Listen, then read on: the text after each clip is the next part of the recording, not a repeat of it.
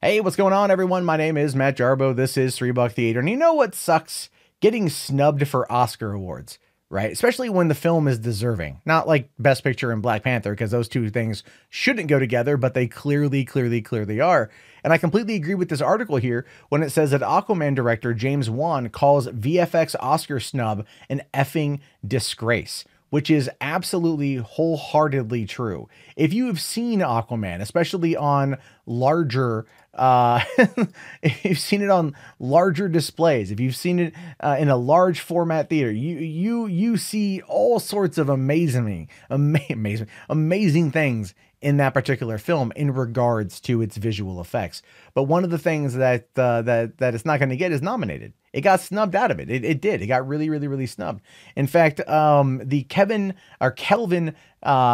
McWayne, I'm probably mispronouncing that, says on Facebook here, "Congrats, James," this means James Wan. "It was an honor to be part of this creative endeavor and to work with you again. Cheers." James Wan says, "Kelvin, you and your department are the unsung heroes of the film. The fact that your VFX peers in the Academy are recognizing or appreciating what you've all contributed to the film and cinema is an effing disgrace."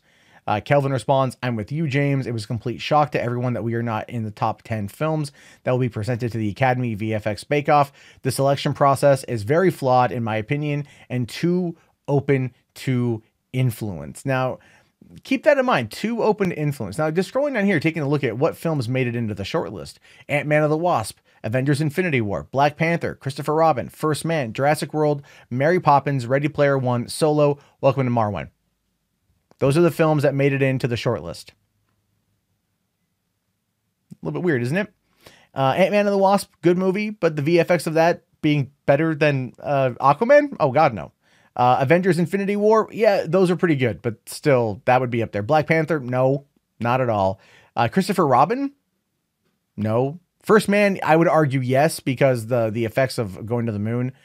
Jurassic World Fallen Kingdom, those are pretty good effects. Ready Player One, I would agree. Solo, I mean, the Kessel Run scene was great in regards to the VFX of that one, but okay. And Welcome to Marwen, which looks kind of like Uncanny Valley. So, I mean, that's actually one of the things that was heavily criticized. And Welcome to Marwen was the Uncanny Valley aspect of it. So what do you also notice about these films? How many here are Disney owned? 1, 2, 3, 4, 5, 6. 6 out of the 10 are owned by Disney. And 1, 2, 3 are comic books that came out this year as well that are owned by Disney. I think we can kind of see where there's particular influence there, right? I think we can kind of see where there's influence in regards to Aquaman getting snubbed for VFX. Because no, if you look at the effects of Aquaman, look at when like they're underwater, the subtle movements of the hair, the subtle movements of the surroundings, the way that they handled people talking underwater, the way that they handled the design of Atlantis, the design of the different kingdoms, the design of the creatures in the trench.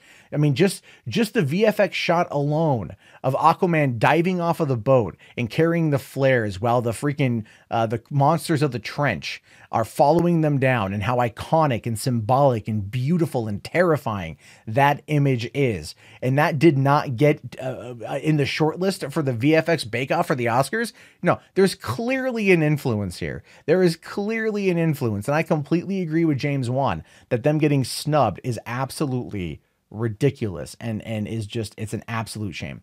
An absolute freaking shame. But I leave it to you. What are your thoughts? What are your opinions on this? Do you think that Aquaman deserved it? Did it not deserve it? Let me know down in the comments below. Or you guys can call in to our voicemail line at 818-350-3281. That's 818-350-3281. My name is, of course, Matt Jarbo. This has been $3 Theater. Have yourself a great day, guys, and peace out.